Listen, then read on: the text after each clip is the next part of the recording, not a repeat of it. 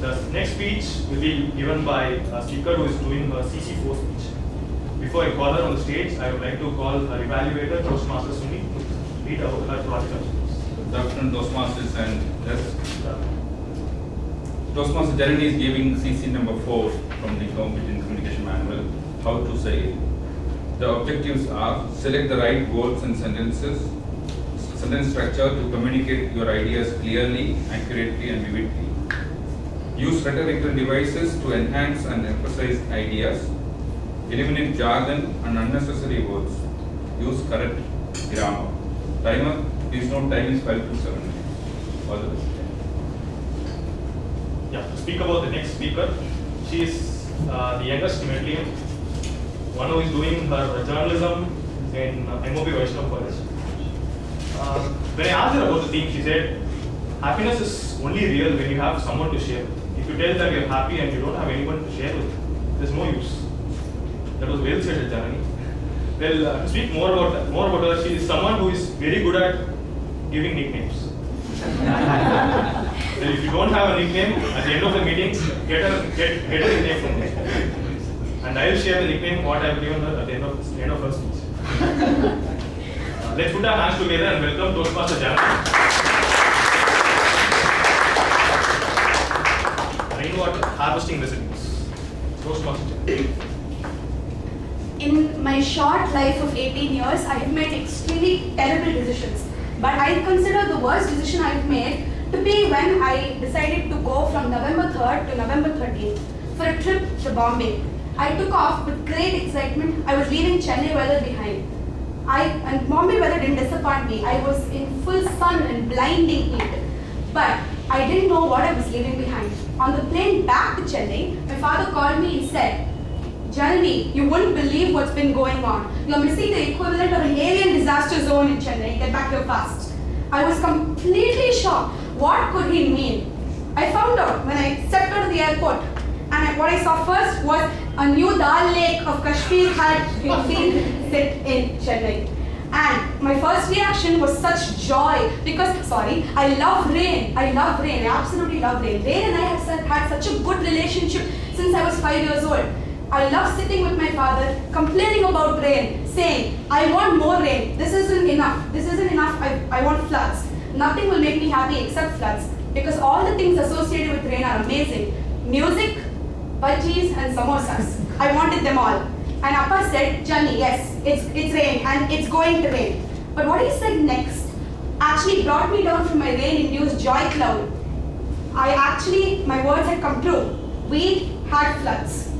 Yes, I'm talking about the 10 days that shocked and soaked Chennai. The highest rainfall ever to hit Chennai within 40 years had started on Sunday, November 3rd, and still hasn't completely left us. Yes, this rainfall came out of the brightest blue and left the people of Chennai damaged, devastated, and destroyed. It caused such damage to life and property, and the consequences were devastating. I'm going to tell them to you now. 79 people were killed during this rainfall. Hundreds of trees across the city were felled and blocked the path of traffic and resulted in tumultuous accidents across the city. The people were forced to cancel school. There was no college, there was no school, all transport was blocked, and all trains to Chennai and from Chennai were completely blocked. The water congregated everywhere in the city. And the rate of drainage was not enough to stop the onslaught of water. And so, we were left with ankle-length water everywhere, and some unlucky places had up to knee-length water. My house itself, the water was up to knee-length because our drainage frankly sucks, and it was the most horrible thing ever. And people actually were forced to be adapting to all of these changes. And so what happened was that our house, the current went out for 24 hours. And we were forced to sit in complete darkness. Other places also, the current went out for 24 hours. Adyar, Belacheri, Valasarivakam, Tambaram. But Belacheri was the most unlucky place during this entire rainfall. 40 hours of current cuts and water up to the mid-waist. So what happened was that we suffered a whole lot, and what happened left the city completely shocked. But the worst thing was that people couldn't go out. The rain battered against our windows like a demon trying to escape a cage. The skies were cloudy and grey. The wind howled like one of those old Jane Austen novels which you have to read. And we were put under house arrest. The only salvation during those horrible and dark days was WhatsApp. We all WhatsApp each other pictures of the rain, WhatsApp each other the rain itself. Because the cell phone service wasn't there and we were under house arrest, we had to communicate with people. So we had to adapt and use WhatsApp. And basically Chennai became a WhatsApping, no service, water congregated ghost town. But even in all of these circumstances, as Priyanka has said, in muddy water, a lotus blooms. Read the newsletter. You'll see. She said that. What do you think was our lotus? Do we even have a lotus? Yes, we have a lotus. What it was, that Chennai decided not to stay down after the rain crushed our spirit into guts. We actually got up and said, rain, get lost, we'll deal with you. And we did something that is utterly remarkable. We started rebuilding the city that fell. The buildings that had crumbled, we started constructing them again. Well, the best thing was, let me start with my neighbors. I don't even talk to my neighbors. On a normal day, not even 4 minutes of conversation except hi and bye. But on the day my power went out for 24 hours, something remarkable happened. I talked to my neighbors for the first time in 10 years. We actually got to know each other as real people and enjoyed each other's company. We laughed, we chatted, we ate chips, we complained about the horrible state of the Tamil Nadu electricity board, and we huddled together when the lightning struck. And that caused a bond in us and formed a support system in us that can never be broken. And when the current came, we danced with joy, our happiness was exuberant, and we were so happy. My happiness is only real when it is shared, and the happiness I shared with these people has made me such an amazing person that I'm giving this speech about rain.